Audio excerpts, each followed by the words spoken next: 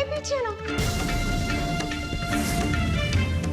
पहले तो वो खड़े खड़े इंतजार करती रही और फिर ज्योति मैम साहब को जाते हुए देखती रही। पता नहीं मुझे ऐसा क्यों लगा कि इसके पीछे कुछ ना कुछ तो बात जरूर है। अब ज्योति मैम साहब को एक बार समझाइएगा जरूर। गुरुजी ने मुहूर्त भी निकाल दिया सावित्री, अब तो बस हमें जोर शोर। नमस्ते भाई साहब। लग जा। अरे भाई साहब आइए आइए, स्वागत है स्वागत। नमस्ते बहन जी, कैसी हैं आप? मैं ठीक हूँ, आप कैसे हो? बिल्कुल बढ़िया है, बैठिए। नमस्ते पापा जी। अरे जीती रहोगी। नमस्ते मम्मी जी। नमस्ते बेटा, खुश रहो।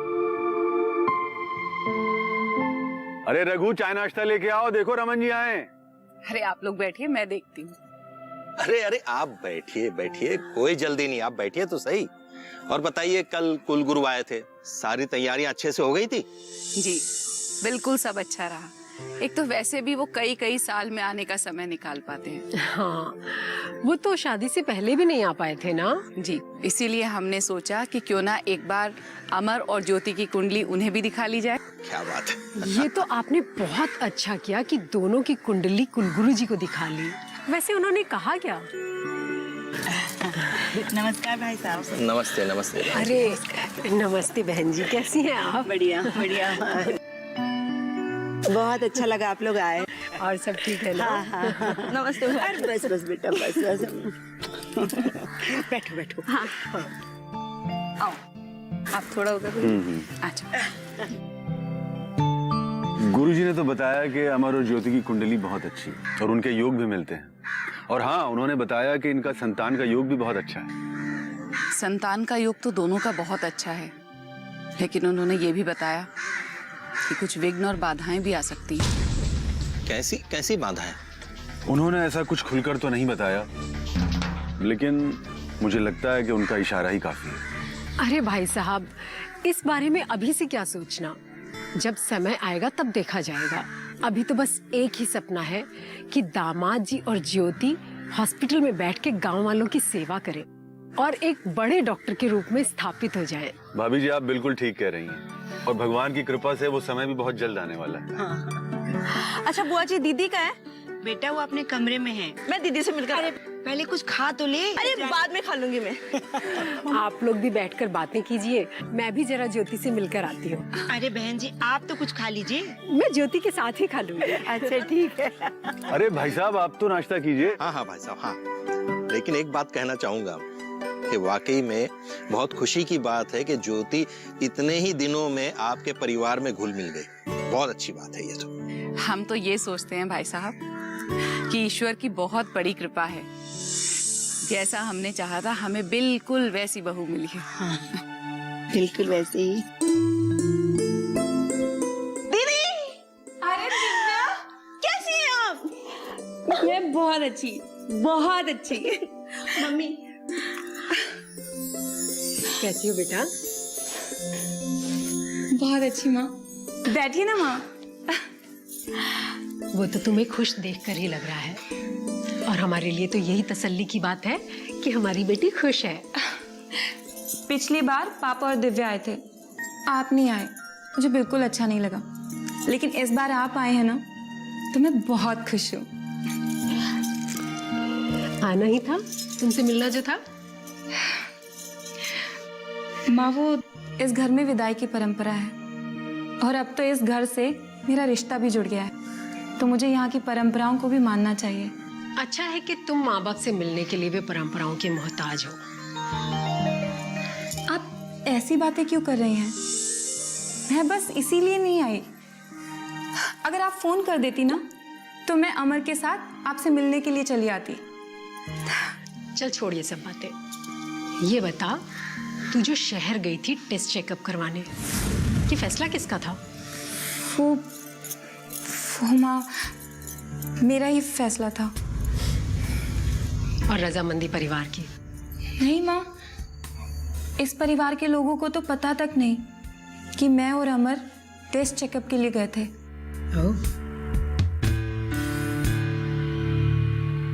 अच्छा ये बता, दामाद जी कहाँ हैं? वो बाहर है। तुम दोनों बातें करो, मैं दामाद जी से मिलकर आती हूँ। ठीक है मम्मी जी।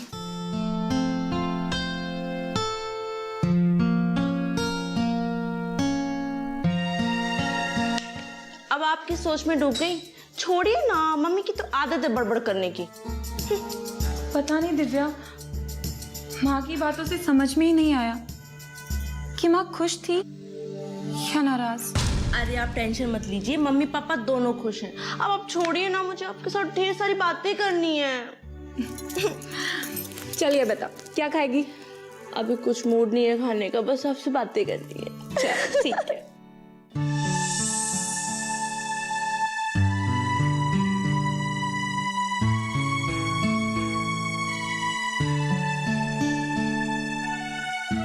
अरे दामाद जी, अरे माँ जी,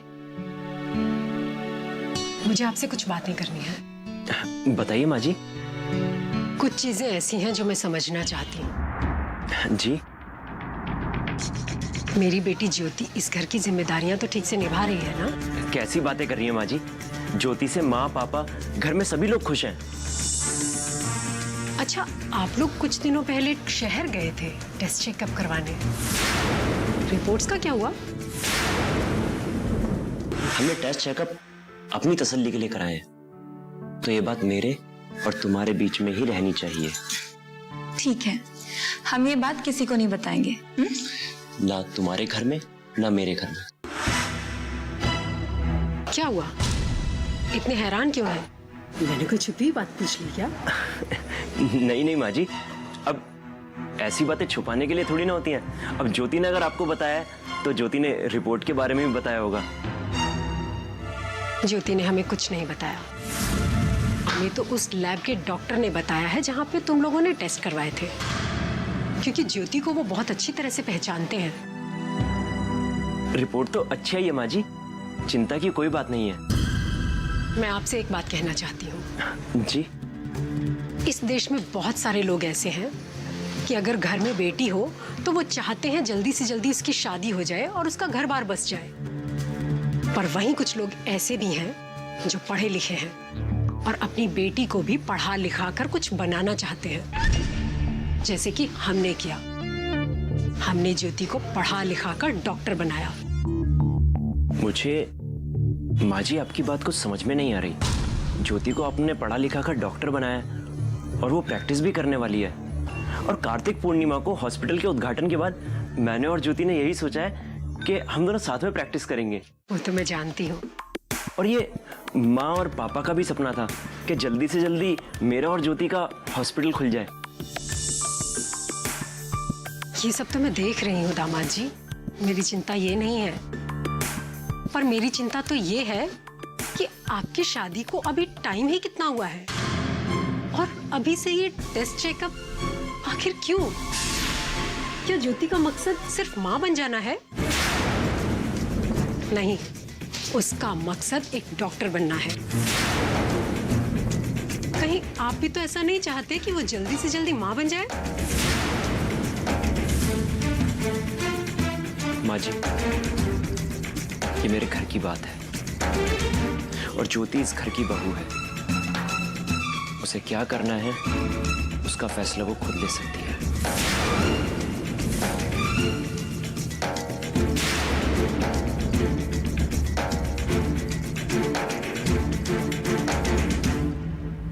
आप इतनी बुझी बुझी क्यों रहती हैं? तकदीर ने जो मुझे दिया है मैं उसी के साथ चल रही हूँ।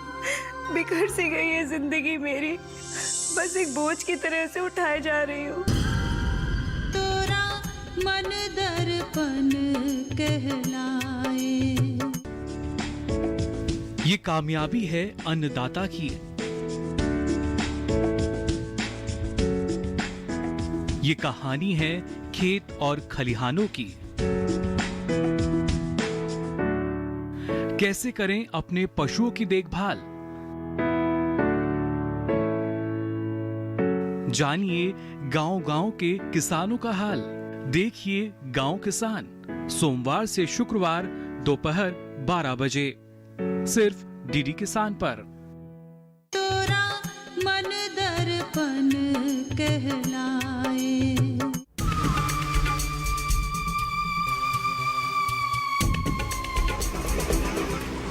अरे कोई है कहाँ? अरे कोई पानी उनी पिला दो यार। तारे अभी बहुत थक गए बे।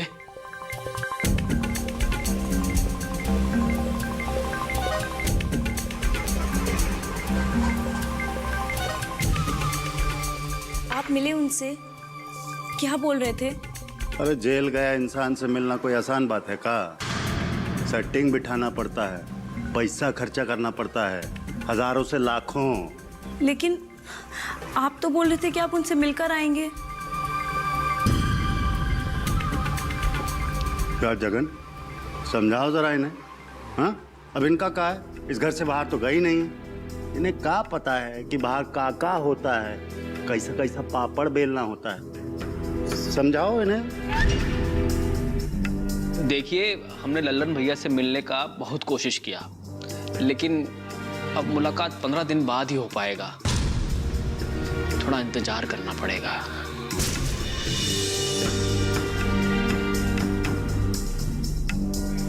अम्मा जी और कामिनी कहाँ हैं? पता नहीं, बता के नहीं गए। तो आप पूछ सकती है ना भाभी जी। माँ जी ने मना किया है कि अगर कहीं बाहर जाते हैं तो पीछे से टोका नहीं जाता है। अच्छा, ठीक है। वकील ने क्या कहा? छूट तो जाएंगे ना वो? पेशी रोज रोज थोड़ी होती कोर्ट में। 3 महीने के बाद का पेशी का डेट मिला है। अब पेशी होगा, वकील जरे करेगा, फिर छूट जाएंगे भैया जी। हाँ, मैं आप लोग के लिए चाय बना रही हूँ। चाय मत बनाइए, हम जरा जाके आ रहे हैं। चलो जगन। नहीं, तुम एक काम करो, तुम बैठो, ये बाजार ही ना जाना है। ठीक है।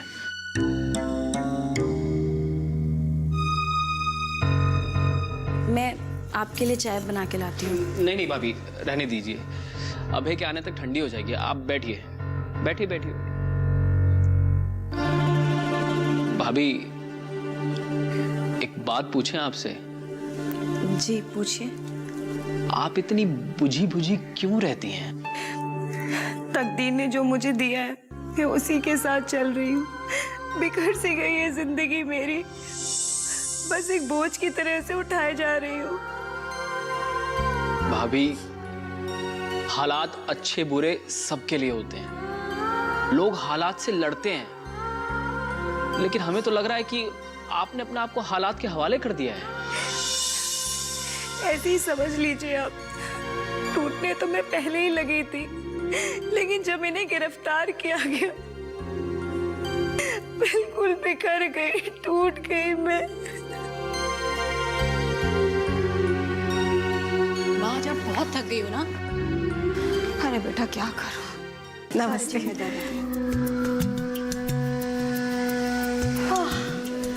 अरे आ गए बेटा तुम। और मिलाए वकील से? क्या बात हुई? अरे अब तुम यहाँ खड़े खड़े मेरा मुंह क्या देख रही हो? अरे खेत से थक कर आए हैं, जाकर एक गिलास पानी ला दो और साथ में कुछ मीठा भी लेकर आना। जी अभी लाई।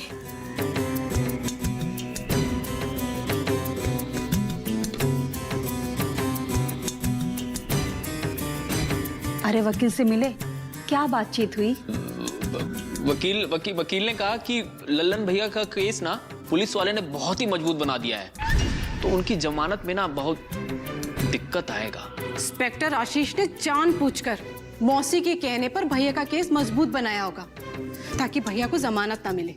नहीं, मुझे ऐसा नहीं लगता। वो किसी के कहने पे ऐसा क्यों करेगा? तुम्हें क्या पता? उसकी पढ़ाई लिखाई का सारा खर्चा मौसी ने उठाया है, तो ऐसे में वो मौसी का कहना मानेगा या हमारा? अरे तो क्या हुआ? सावित्री ने उसकी पढ़ाई लिखाई का खर्चा उठाया है। अरे खेत की 1-2 एकड़ जमीन मैं भी इसके नाम लिख दूंगी और हम ना उसके घर चलेंगे बात करने के लिए। ठीक कह रही हो माँ।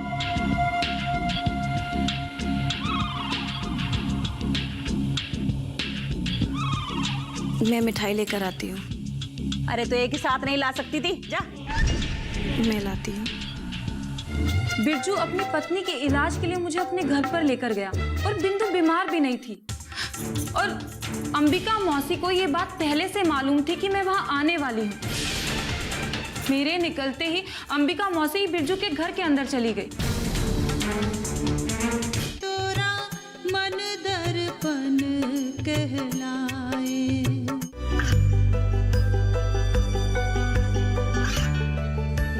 और पिछड़े क्षेत्रों में सरकारी योजनाओं की जानकारी पहुंचा।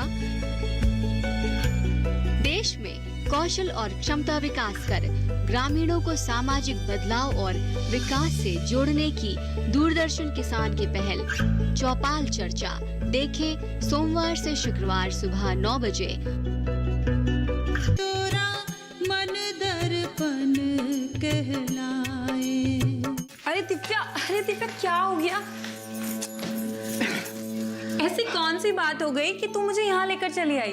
दीदी, ये बात आप अच्छे से समझ चुकी हैं कि जीजू की अंबिका मौसी इस घर को तोड़ना चाहती हैं। वो तो सब जानते हैं, पर बात क्या है?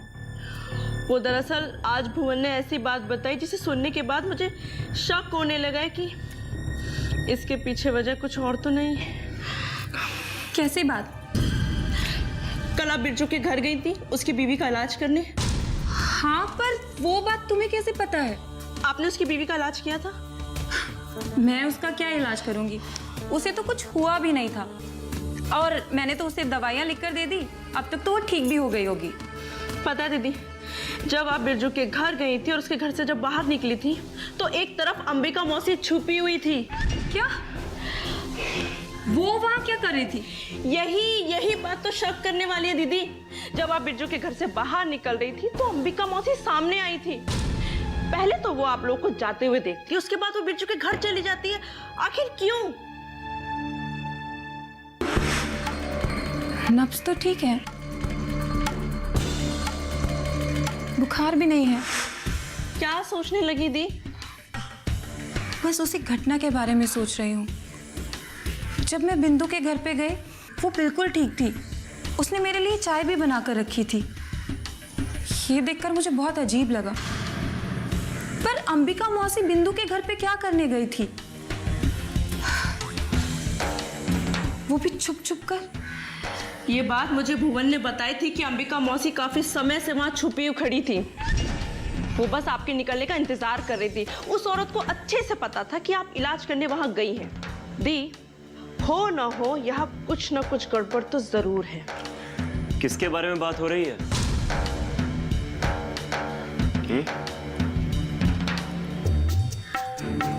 ये तो बहुत अजीब बात है। बिरजू अपनी पत्नी के इलाज के लिए मुझे अपने घर पर लेकर गया और बिंदु बीमार भी नहीं थी। और अंबिका मौसी को ये बात पहले से मालूम थी कि मैं वहां आने वाली हूँ। मेरे निकलते ही अंबिका मौसी बिरजू के घर के अंदर चली गई। ध्यान से सोचकर बताओ, वहां तुम्हारे साथ अंदर क्या हुआ था? मैंने बताया तो। मैंने उसका चेकअप किया, उसे कुछ दवाइयाँ लिख कर दी और उसने मेरे लिए चाय बनाकर रखी थी और जिद कर रही थी, लेकिन मैंने वो चाय पी ही नहीं और मैं वहां से चली आई।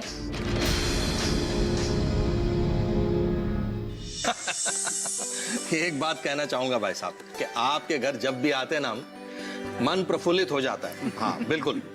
अरे भाई साहब, हम तो चाहते हैं कि आप लोग हर रविवार को हमारे घर आया करें। आप लोगों के घर आने से हमारे घर की रौनक बढ़ जाती है और बहू भी खुश हो जाती है। अमर बाबू दिव्या को अंदर बुलाने गए थे, अभी तक लौटे नहीं। जरा आवाज दे दीजिए। अरे अमर बेटा, जल्दी आओ, ये लोग जाने के लिए तैयार हैं।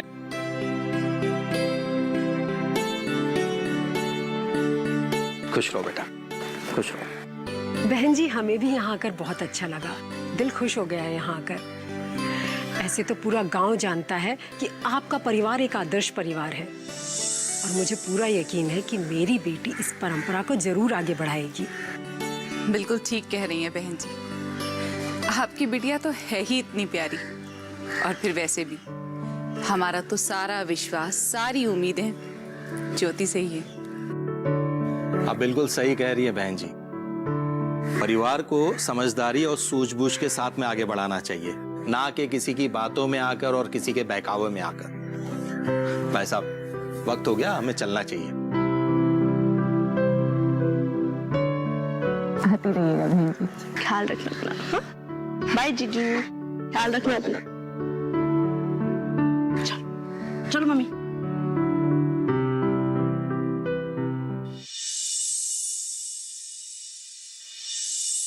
अरे भाई सुखी लाल जी।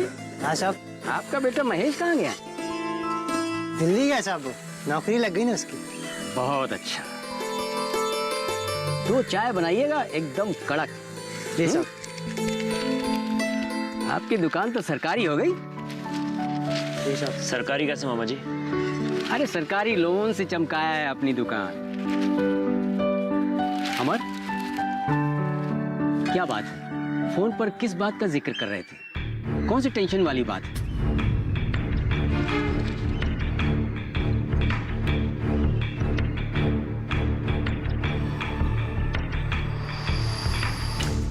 मामा जी मन में डर है। एक नई बात सामने आई है जिसने मुझे सोचने पर मजबूर कर दिया। अरे बताओ तो सही। ज्योति एक औरत का इलाज करने के लिए गई थी और उस औरत को कोई बीमारी नहीं थी। ज्योति को पिलाने के लिए उसने चाय बनाकर रखी थी। ये तो बहुत अच्छी बात है। बहुरिया का सम्मान करना चाहती रही होगी वो। हाँ मामा, सम्मान वाली तो बात है ही, और हमारे लिए खुशी की भी बात है कि गांव के लोग हमें सम्मान देते हैं। लेकिन अंबिका मौसी के बारे में सोचकर शक होता है। ज्योति के वहां से निकलते ही अंबिका मौसी उस औरत से मिलने के लिए गई, इसलिए पता करना जरूरी है। अंबिका मौसी खामोश नहीं बैठेंगी। हाँ, वो तो यही समझती हैं कि तुमने जो वीडियो दिखाया था उसी से लल्लन को जेल हुई है। छटपटाहट तो होगी मन में। मुझे भी ऐसे ही लगता है मामा कि अंबिका मौसी शांत तो होंगी नहीं। मेरे परिवार के खिलाफ कोई ना कोई साजिश जरूर रच रही होगी। शक तो मुझे भी है, लेकिन ये कैसे पता लगेगा कि वो कर क्या रही है? ज्योति के बिरजू के घर से निकलते ही अंबिका मौसी छुपते छुपाते उसकी औरत से मिलने गई। ये बात शक पैदा करती है, और माना कि जो भी हुआ उसमें अंबिका मौसी का कोई हाथ नहीं था। ये किसी साजिश की शुरुआत तो नहीं हुई? हाँ, अगर ऐसी बात है तो पता तो लगाना पड़ेगा। बिरजू और उसकी औरत से सब कुछ पता लगाया जा सकता है। नहीं मामा, बिना सब कुछ जाने हम उस पर इल्जाम नहीं लगा सकते। तो फिर कैसे? मामा, आप अपना एक आदमी तैयार करिए जो अंबिका मौसी पर नजर रख सके। वो अंबिका मौसी पर नजर रखेगा, शायद उससे हमें कुछ पता लग सके। ये किया जा सकता है। मैं अभी एक अपने आदमी को अंबिका दी पर नजर रखने के लिए लगा देता हूँ।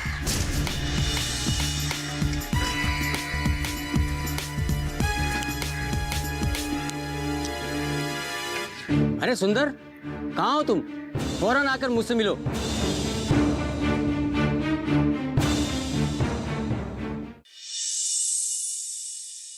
एक आप ही जो मेरे बेटे को छोड़ सकते हो।